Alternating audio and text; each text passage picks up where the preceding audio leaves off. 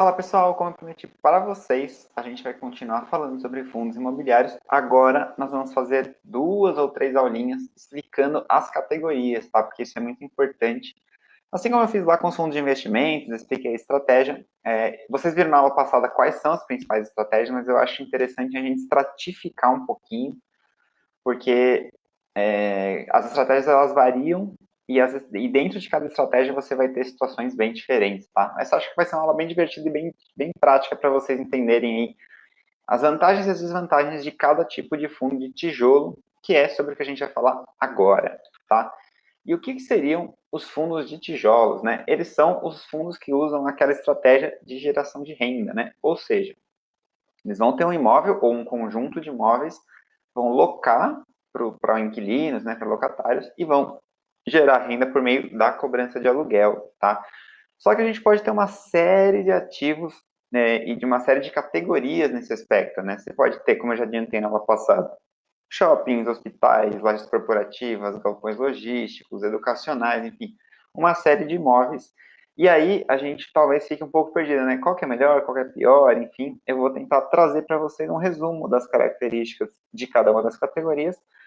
Lembrando que todos esses fundos têm relatórios gerenciais e lá vocês vão poder encontrar indicadores como os tipos de contrato. A gente já falou que os contratos atípicos eles geram uma segurança maior, os vencimentos, né? Ficar de olho aí quando os fundos podem ficar vagos, eventualmente se não houver uma renovação, índice de vagância, inadimplência, enfim, tem uma série de outros que vocês podem olhar aí depois com calma, conforme vocês forem aprendendo, tá? Então, como eu falei, a ideia aqui é a gente passar pelos principais setores e vocês entenderem aí quais são as vantagens, os riscos e os benefícios de cada um deles.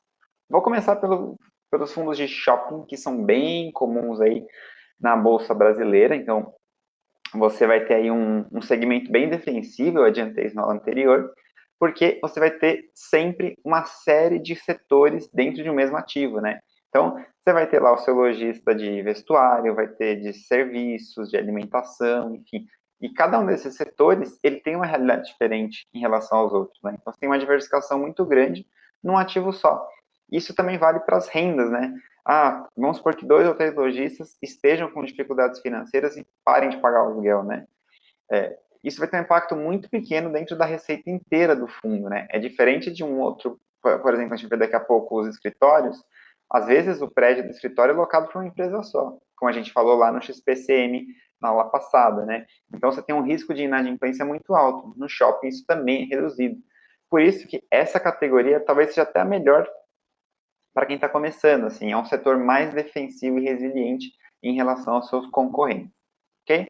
Além disso, como a gente já viu na aula passada também, os contratos podem ter participação nas vendas, o que quer dizer que se os lojistas começam a vender muito, o shopping também ganha mais, né? Em outros segmentos é mais comum um aluguel fixo, independente dos resultados das empresas. Então, assim, é meio que uma sociedade, né? Se o lojista vai mal, tem um, um lucro garantido ali, né, desde que ele pague o boleto dele, pelo aluguel mínimo. Se ele vai bem, ele ainda vai pagar um percentual aí sobre as vendas. Né? Então, o shopping entra como um sócio, mas um sócio maldoso, né?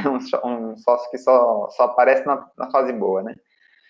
Mas para não ser injusto com os gestores de shoppings, também em algumas situações eles podem conceder descontos, né? Para tentar aí equilibrar essa situação. Não é tão malvado assim, né? E vocês vão entender isso quando começarem a estudar na prática os relatórios dos gestores. Um ponto muito importante em relação ao shopping para vocês ficarem de olho é a vacância. Porque quando um lojista sai do shopping, ele não só deixa de pagar o aluguel que ele teria, em tese, enquanto lojista, né? Ele deixa de arcar com custos de condomínio, tipo segurança, limpeza, paisagismo, enfim, tudo aquilo que é comum, né? Como se fosse o seu apartamento, mas em relação ao shopping. Quem assume esse custo? O próprio shopping. Então, quanto a vacância sai alta, as despesas do shopping, né, da gestão, aumentam e, consequentemente, os resultados que eles distribuem para os cotistas vai diminuir. Então, por mais que seja um setor defensivo, né, um pouco mais protegido que os demais, fiquem sempre atentos se esse shopping não é um shopping de difícil reposição, se o lojista sai, se os aluguéis praticados são condizentes, enfim. E um ponto importante é que os fundos de shopping, eles podem ser específicos para um shopping só, como acontece com West Plaza, como acontece com o Shopping Florianópolis, como acontece com, deixa eu ver se eu lembro de mais um, o Jardim Sul. Então, esses fundos, eles estão proprietários apenas desses shoppings que eu citei, tá? Agora, você também vai ter fundos, que pode ser o HSML 11, que é HS Malls, o MOL 11, o XPML, que a gente também já viu na aula passada. Esses fundos têm vários shoppings em carteira. Então, a diversificação é ainda melhor em relação a quem tem um shopping só. E, querendo ou não, é mais exposto, né? Se acontece algum problema naquele shopping, Deus me livre, mas um incêndio, alguma coisa assim, que a gente sempre torce para não acontecer, mas é um risco. Os fundos podem sofrer muito, né? Quem tem vários shoppings aí, lógico que também teria um impacto, mas reduzido porque ele está diversificado, né? Ele tem vários ativos em carteira, tá?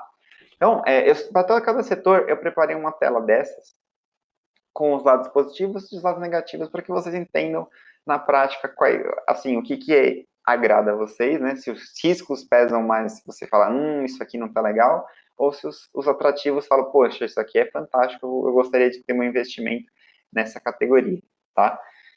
Em relação às vantagens do shopping center, já falamos da diversificação setorial e do ativo ser resiliente, né? Então, eles são bem protegidos aí em relação a riscos de inadimplência, de vacância, enfim, quando a gente compara com outros segmentos, tá? Além disso, os shoppings, eles costumam, aqui no Brasil, ser muito bem posicionados, e aqui eu estou falando de questão geográfica mesmo, né? Nos grandes centros, onde tem boa concentração de pessoas. Então, assim, se vocês investirem em bons fundos de shopping, e no geral os fundos de shopping, eles escolhem bons ativos, né? Porque a gente sabe que existem galerias, né, alguns shoppings pequenos aí que simplesmente não foram para frente, mas eles raramente estão nessas carteiras, né? Então, você está com imóveis muito bem posicionados. E a gente vai ver daqui a pouquinho, o shopping tem alguns indicadores operacionais que são bem fáceis da gente analisar, né? A gente como investidor, pessoa física. E eu falo isso porque o shopping é um tipo de imóvel que a gente está acostumado a frequentar, né? A não ser que você more no interior, assim, muito distante, mesmo assim, vira e mexe, assim, mais para o interior, você encontra algum tipo de shopping, mesmo que seja de pequeno porte. Então, é algo que a gente está acostumado a vivenciar, passear, conhecer, certo? E em relação aos pontos negativos, o primeiro ponto bem preocupante é a exposição ao ciclo econômico, né? Então, em períodos de crise, as pessoas tendem a não querer gastar. Quando elas não querem gastar, elas não vão ao shopping, elas não vão consumir, elas não vão comprar e os lojistas vão ter problemas. Onde que isso entra no fundo? Se o lojista não está vendendo, ele vai ter dificuldade para pagar o aluguel, ele pode virar inadimplente, ele pode sair do shopping e aí já entra um outro problema que é a questão da vacância que eu falei, né? Então, vai virar os custos de ocupação ali que seriam do lojista vão passar para a gestão do shopping, para a administradora, isso vai influenciar o seu resultado. Tá? Em relação à inadimplência, eu já comentei, e faltou eu falar do risco do e-commerce. Neste momento em que eu estou gravando o vídeo, eu entendo, como analista de fundos, vamos dizer assim, que o risco é baixo. Tá? Apesar do e-commerce sim estar crescendo, os shoppings eles estão bem posicionados. Eu já trabalhei em shopping, em administradora de shopping center, que foi a BR Malls, e a visão deles eu entendo que está muito alinhada ao momento, tá? E já existe um movimento para que os shoppings, pelo menos os mais importantes, se tornem cada vez mais uma experiência e não apenas um local para comprar, né? Então você iria ao shopping para você vivenciar o momento, né? Comer um negócio, conversar com alguém e não apenas vou lá para comprar. E também existem algumas categorias que o e-commerce não atende ainda tão bem a população como um todo, né? Alimentação ainda é muito diferente você ir a um local do que pedir comida lá no seu iFood. Vestuário, ainda tem muita gente que prefere experimentar roupa em relação a comprar no e-commerce, enfim. Então, não é que você tenha que dizer assim, o e-commerce nunca vai afetar os shoppings, não é isso. É um risco, a gente tem que monitorar. Mas nesse momento eu não vejo como algo assim tão assustador ou que vai acabar com os shoppings no Brasil. Beleza? Sobre os indicadores que eu falei, tem 4 que eu acho bem legais que vocês prestem atenção nos relatórios, tá? Quando forem decidir onde investir. Lembrando que eu vou falar aqui só de indicadores ou quesitos que sejam bem específicos, que tenham alguma informação com o segmento que a gente está analisando, tá? Porque as análises gerais de fundos imobiliários, indicadores dos fundos imobiliários, como escolher esse fundo imobiliário, vai ter uma aula no final desse módulo só para analisar os FIs, como eu fiz lá com os fundos de investimento, tá? Em relação aos indicadores de shopping, sobre vendas, existem dois que são bem legais da gente analisar. Um são as vendas totais, que ele não está nem aí se o shopping teve ampliação, se teve troca de lojista. Então, quanto que o shopping, todos os lojistas juntos venderam? É isso. São vendas totais. Já o SSS, que é uma sigla para Same Store Sale, ou vendas das mesmas lojas, ele faz o mesmo exercício de crescimento de venda, mas aplicando só as lojas que não mudaram de ponto e não saíram, né? Então, se você tinha uma, sei lá, uma C&A no shopping, ela sai da conta, tá? E é importante mencionar também que tanto em vendas totais quanto o SSS, em operações de varejo, a gente sempre olha mês contra mês, tá? Então, você não vai comparar janeiro com dezembro, você vai comparar janeiro de um ano contra janeiro do ano anterior, por conta da sazonalidade, né? A gente tem aí o Natal, tem várias festividades que podem impactar o indicador, trazer uma realidade um pouco distorcida. Outro ponto importante é focar aí no SSR, que é o Same Store Rent, ou seja, os aluguéis das mesmas lojas. Então, ver se o shopping está conseguindo gerar mais receitas de aluguel conforme o tempo passa ou não. Também é legal você olhar mês contra mês ou ano contra ano, embora a variação seja menor, como eu falei para vocês, existe o contrato de participação, né? Então, se os lojistas vendem muito em dezembro, por exemplo, por conta do Natal, é normal que eles paguem mais do que em janeiro. E aí, se você faz uma comparação de dezembro contra janeiro, fica meio sem sentido, tá? Além disso, a gente tem o fluxo de veículos, que permite que a gente veja não só quantas pessoas estão andando naquele shopping, né? Existe uma média aí de 3 pessoas, mais ou menos, que a gente usa para cada veículo, para saber quantos visitantes o shopping teve, né? Entre 3 e 4 pessoas, porque também tem pessoas que não vão de carro, vão a pé, enfim. E além disso, também, isso permite que a gente veja as receitas de estacionamento. Então, nos relatórios, como a gente pode ver aí no XPMOL, que eu tirei esse print lá do relatório, a gente consegue ver esses dados muito facilmente, né? Então, ver crescimento de vendas e tal. No SSS e no SSR, você talvez fale assim, nossa, que absurda a queda aí do segundo trimestre de 2020. Mas, se você está vendo esse vídeo aí num futuro muito distante, esse foi o mês que explodiu a pandemia do coronavírus. E aí os shoppings tiveram que fechar, e é por isso que, sem abertura, não teve venda, foram esses números tão impactantes. Mas é por isso que é importante que, além do número, você entenda o porquê, né? Geralmente os relatórios já contêm uma explicação do que aconteceu, por que isso aconteceu, e você consegue ir analisando. E vejam que mesmo com isolamento, ainda com medidas de restrição, o Chips Premol, os shoppings que compunham o fundo, melhoraram bem os indicadores no terceiro e no quarto trimestre deste mesmo ano, né? Apesar dele ainda estar negativo, o que é absolutamente normal, isso permite que você faça uma análise mais aprofundada, tá bom? Vamos passar então para o nosso segundo segmento, que são as lojas corporativas, né? As lojas corporativas são os grandes escritórios. Então você vai ter como inquilino as empresas que podem ser tanto de pequeno porte, né, startups, como multinacionais. Então tem todos os tipos de empresas aí.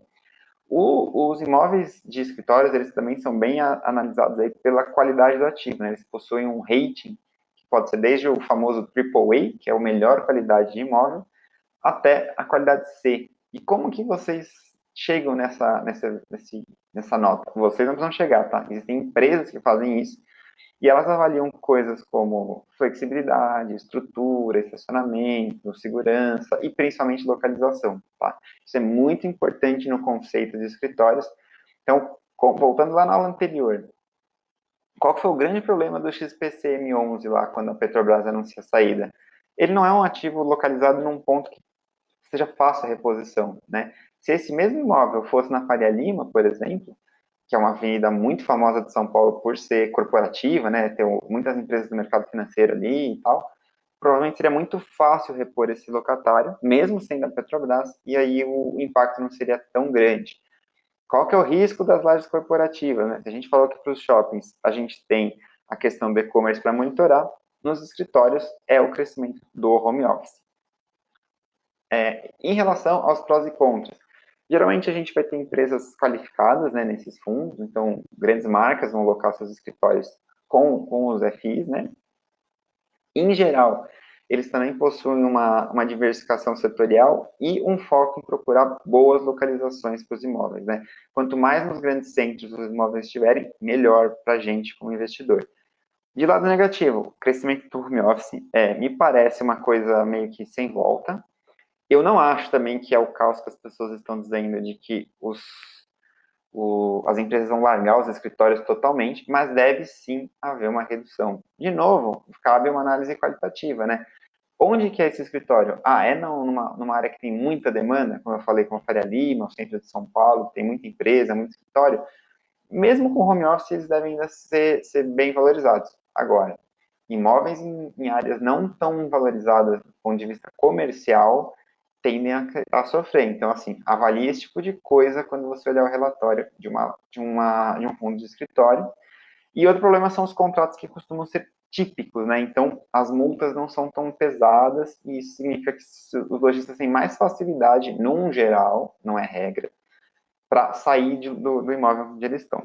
Então, o que vale a gente olhar nos indicadores, né?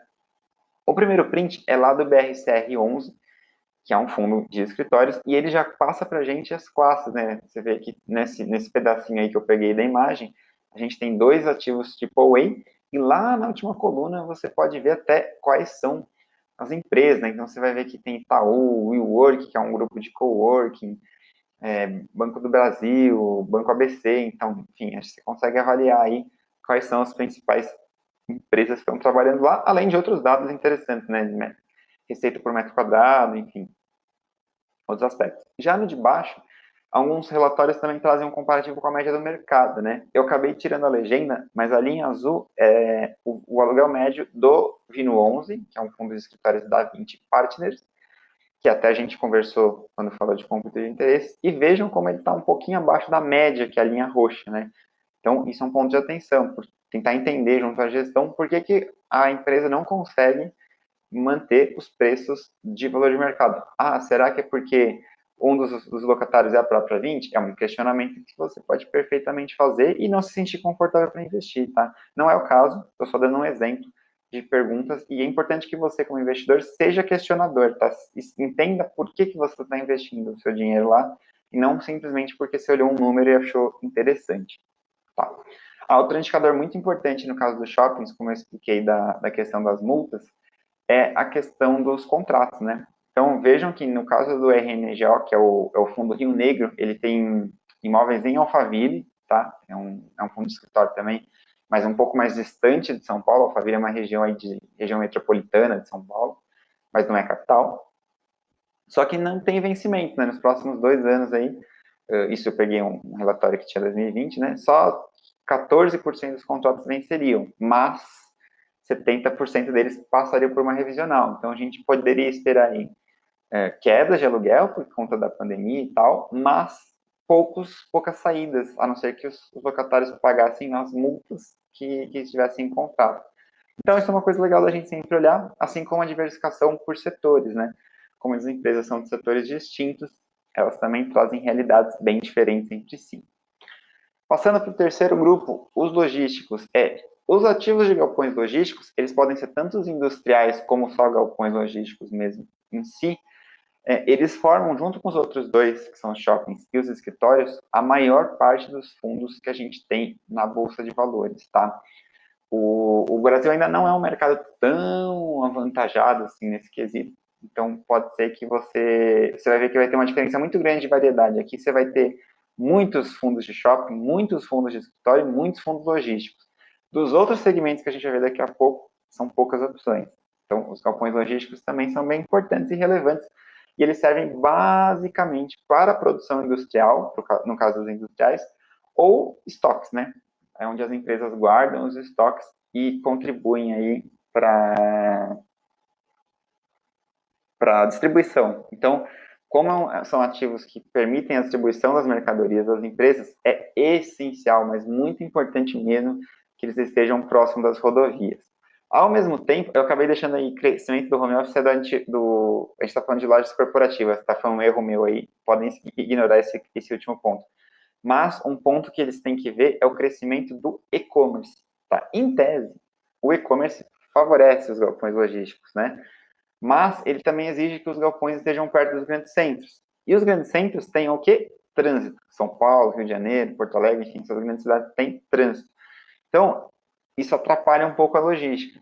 Aí, cabe aos galpões logísticos estarem posicionados em locais próximos às rodovias, que normalmente já começam a estar um pouquinho mais afastados dos centros para fugir do trânsito, mas não tão longe a ponto de atrapalhar as entregas, né? Ainda mais com o Mercado Livre, a Amazon fazendo entregas aí, às vezes no mesmo dia da compra, as empresas cada vez mais precisam ser rápidas e eficientes nessas entregas, e isso é um ponto a monitorar. Vantagens dos galpões logísticos. Crescimento do e-commerce, como eu falei, vocês vão ter nos galpões logísticos ativos muito importantes, né, para as empresas, que elas possibilitem aí fazer mais entregas e menos gastos com lojas físicas, né? Além disso, contratos atípicos. Os galpões logísticos, eles normalmente são muito personalizados para as empresas, tá? Então, cada tipo de empresa tem um tipo de mercadoria, uma formação de estoque, uma gestão de ativos, e isso exige uma personalização que faz com que ela queira garantir esse imóvel por muitos anos sem ter que ficar revendo contrato. Então, os contratos geralmente são longos, 10, 12, 15 anos. Isso é bom, porque você garante uma receita aí, além de que, se houver uma saída, tem multas pesadas, né? Às vezes até tem que pagar todos os aluguéis restantes para o fundo, o que gera um fluxo de caixa bacana para o cotista, né? Os fundos de logísticos também costumam pagar muito bem nos dividendos, né, que é o dividend yield, dividend yield, a gente vai ver sobre esse indicador lá na última aula do módulo. E quando você tiver condomínios logísticos, né, que são galpões que oferecem mais de uma empresa, você também vai obter uma diversificação setorial, como eu falei em outros setores aí, é muito importante. O que tem de negativo aí para você tomar cuidado nos galpões logísticos? O primeiro é o que eu falei aqui nos contratos atípicos, né? Você vai ter muita necessidade de adaptação em alguns casos. Então, se um lojista sai, né, um inquilino sai de um espaço, nem sempre ele é útil para outros tipos de empresas, né? Então, talvez precise adaptar. E pela necessidade aí de agilizar o processo, entregas rápidas e tal, a gestão do fundo precisa estar muito próxima da gestão da empresa para resolver problemas, resolver conflitos e tudo mais. Como eu falei também, atendimento dos grandes centros é um dificultador, né? As empresas precisam estar muito perto dos centros, que é onde tem a maior quantidade de pessoas para elas atenderem, mas ao mesmo tempo elas não podem se afastar das rodovias. Então, fica aí esse pequeno dilema, que não é exatamente um risco ou um problema, mas é algo aí que pode dificultar um pouco a atuação dos fundos logísticos. E, por fim, também como um contraponto dos contratos atípicos, a gente tem o risco de inadimplência. Por que isso é ruim, né? Não a inadimplência em si, isso obviamente é ruim porque você está tendo um calote. Mas por que os contratos atípicos podem gerar inadimplência? Como eles são longos, nem sempre as empresas aguentam os reajustes, o crescimento dos aluguéis, e aí pode acontecer da empresa não conseguir pagar. Então ela vai sair, ela vai ter aquela dívida, mas ela não vai pagar. Então é importante também monitorar se os contratos atípicos têm aluguéis condizentes com a realidade financeira dessas empresas, né? Para que também o aluguel não fique muito pesado e deixe de ser pagável, vamos dizer assim. O que olhar nesses tipos de fundo? Peguei o XPIN 11, que é um fundo industrial da XP, né? Eu coloquei aqui a variação setorial, vocês vejam que é um fundo que tem boa variação setorial. Então, você tem aí o comércio varejista, mas você tem tecnologia, você tem automotivo, você tem alimentos, enfim, bem distribuído mesmo para aproveitar diferentes ciclos econômicos. E a gente tem também aí a evolução da vacância, que é sempre importante se manter baixa, né? Espaços vagos representam áreas que não estão gerando receita, a menos que exista algum tipo de multa em pagamento, tá? Outro exemplo, BTLG11, outro fundo logístico, e aqui eu bato na tecla de novo dos vencimentos, né? Então, fiquem muito atentos aí aos possíveis vencimentos contratuais, porque eles não têm multa, né? Se o contrato vencer e não for renovado, o lojista pode simplesmente sair. A lojista não, estou com o lojista na cabeça ainda de shopping, o inquilino pode sair sem custos. E por fim, não é exatamente um indicador, mas algo para vocês ficarem bastante de olho são nos posicionamentos desses galpões em relação às rodovias, né? Então vejam aí que o Parque Logístico de Osasco, que é um ativo do VILG, que é mais um fundo da 20, mais focado no setor logístico, ele é muito bem posicionado, né? Esse ativo está pertíssimo aí da Raposo, do Rodoanel, e permite aí que facilmente as entregas saiam aí para as principais rodovias do país. Passando agora para as agências bancárias, a partir de agora, são fundos em menor quantidade, vamos dizer assim. As agências bancárias, elas já foram muito relevantes também, tá? O que acontece é que elas atuam basicamente com esse tipo de produto, que são as agências dos bancos. Então você tem sim ótimos locatários, de perfil de crédito e tal, mas o crescimento das agências digitais tem feito cada vez mais que essas operações sejam encerradas. Tá? Então as agências bancárias vão perdendo um pouco de visibilidade para os investimentos nossos, né? Então, ainda temos de positivo excelentes dividendos, tá? Então, os rendimentos pagos são muito bons, justamente porque as empresas são do setor financeiro, são empresas excelentes, baixo risco de crédito e tudo mais, mas o crescimento das agências digitais e das fintechs aumenta muito a competitividade por custo, né? Você não tem uma série de custos aí do Nubank, o próprio Banco Inter, o Next, enfim, são empresas que estão trazendo um cenário aí bem econômico para o correntista, né? E obrigando as empresas bancárias tradicionais a buscarem redução de custos. E uma forma, inevitavelmente, de fazer isso é fechando agências. E fechando agências você perde emprego, mas reduz o custo da folha salarial também. Então, é um caminho que a gente tem que monitorar nesse tipo de fundo. E veja um exemplo, né? Esse print é do CAAG11, que é um fundo de agências bancárias do Banco Santander.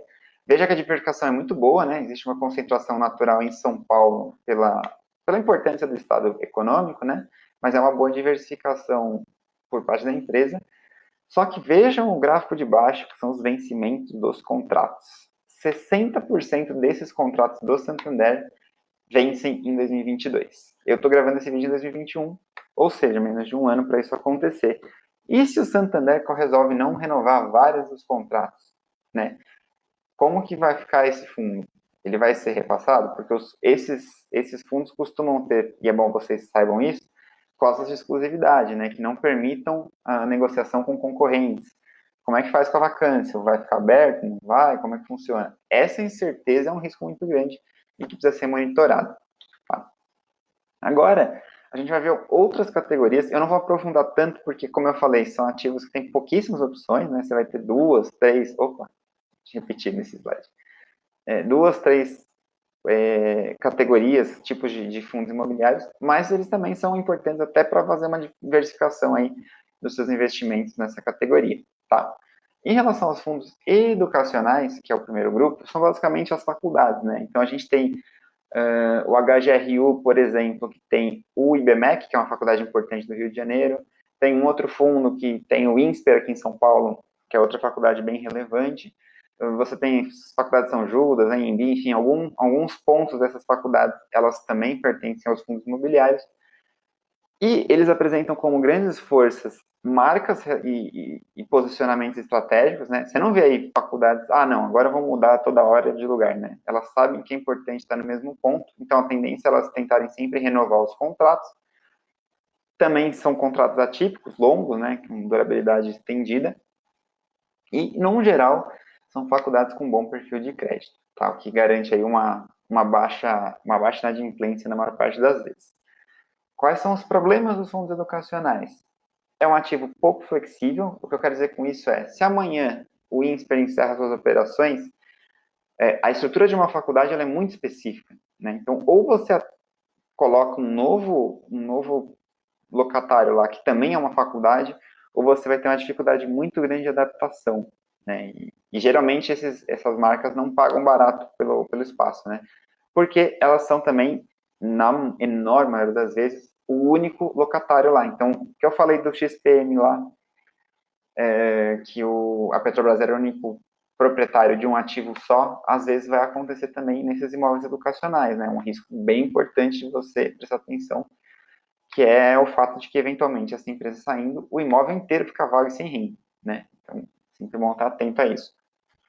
E, falando de tecnologia, a gente tem o risco do EAD, né? O crescimento do ensino à distância, que, assim como eu falei para os shoppings que o e-commerce é um risco, mas não é, assim, exatamente uma ameaça de curtíssimo prazo, eu vejo da mesma forma para o EAD, tá? Tem muitas atividades que exigem o presencial, trocas, experiências, enfim, aplicações práticas, laboratórios. Então, as faculdades não vão acabar tão cedo, mesmo com o EAD crescendo, eu acho que vai virar muito mais um complemento do que uma exclusão. Mas é, sem dúvida, um ponto para a gente monitorar. Tá bom? Passando agora para os fundos de hospitais. Esses fundos com menos opções de mercado, eu não vou ficar entrando em detalhes, mostrando relatórios, porque muitas pessoas nem investem nesses fundos. Tá? Estou só apresentando para você, caso você se interesse por uma diversificação, ou queira mesmo conhecer as oportunidades.